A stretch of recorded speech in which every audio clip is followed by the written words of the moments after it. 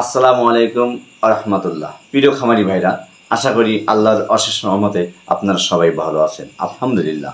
তো আজকে আপনাদের গবাদি পশুর জন্য একটা গুরুত্বপূর্ণ তথ্য নিয়ে আসলাম।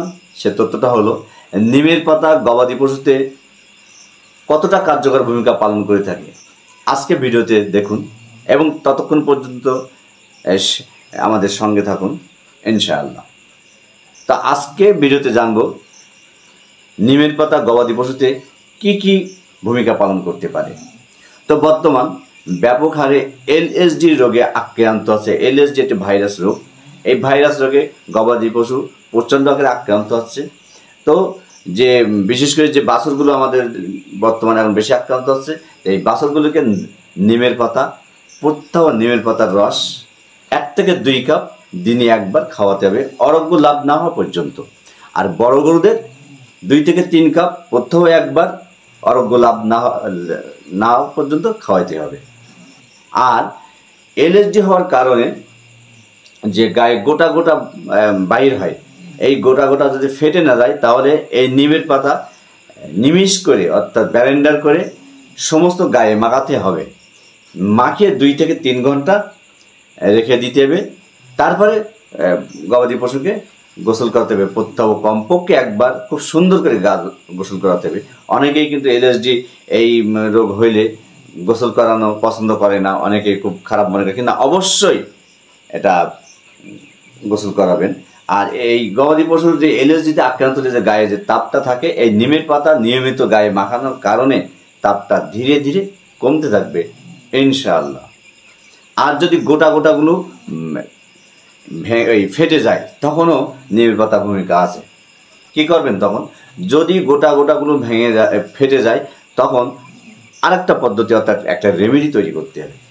হ্যাঁ, দেখুন যে রেমেডিটা কীভাবে তৈরি করতে হয় জানবো আজকে ভিডিওটিতে।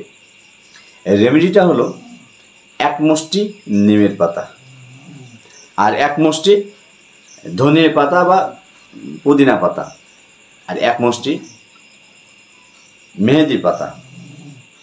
এই গেল 3 রকম। 10 গ্রাম মেথি,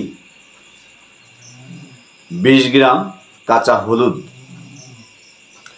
10টি রসুনের কোয়া, 250 গ্রাম নারকেল তেল একসাথে পেস্ট বানিয়ে রেখে দিবেন। প্রত্যহ এলএসডিতে ফেটে আক্রান্ত যে গরু গায়ে ঘাগুলো যখন ফেটে যাবে এই ঘাতে প্রতিদিন দিতে হবে এবং গোসল করানো তখন বন্ধ রাখতে হবে। অবশ্যই মনে রাখবেন, তখন গবাদি পশুকে গোসল করানো তখনই বন্ধ রাখতে হবে।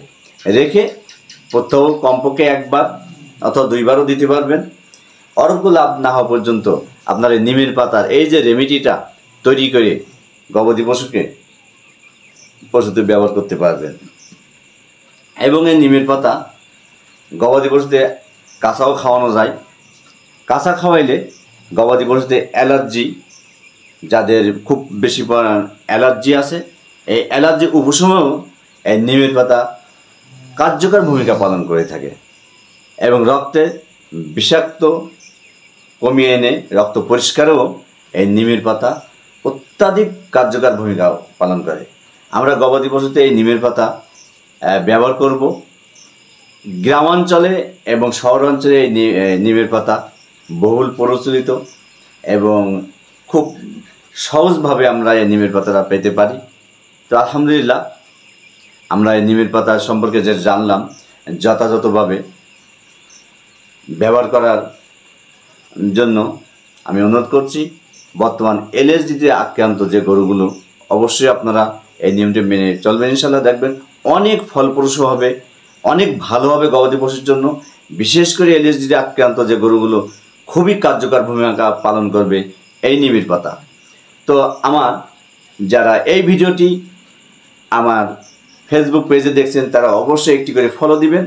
আর যারা ইউটিউব চ্যানেল শাইন এডিএলে দেখছেন তারা অবশ্যই চ্যানেলটিকে সাবস্ক্রাইব করে নতুন ভিডিও দেখার জন্য আমন্ত্রণ রইল। ততদিন পর্যন্ত সুস্থ থাকবেন, ভালো থাকবেন। আসসালামু আলাইকুম ওয়া রাহমাতুল্লাহ। আল্লাহ হাফেজ।